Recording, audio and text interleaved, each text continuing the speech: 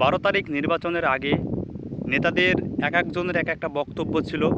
আমরা যদি পাশ করতে পারি, সংসদে যেতে পারি, তাহলে আমরা রাস্তা করব, ঘাট করব, বা এক কথায় জনগণের বিভিন্ন সেবার কথা তারা কিন্তু বলেছিল। এমনকি কৃষকদের সাথে যারা জমিতে ধান লাগাচ্ছে, নেতারা তাদের জমিতে ধানও লাগিয়ে দিচ্ছে।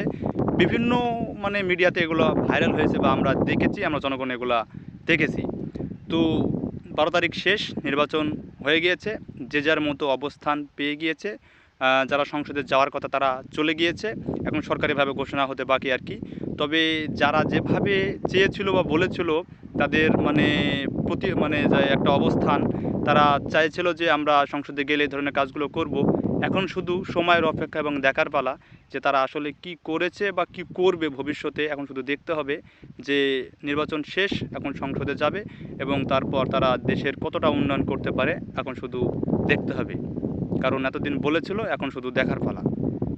আবার জনগণ চাইলেই সব কিছু পরিবর্তন করে ফেলতে পারবে। শুধু দেখতে হবে যে এখন তারা কতটুকু পরিবর্তন করতে পারে আর দেশের হয়ে কতটুকু কাজ করতে পারে।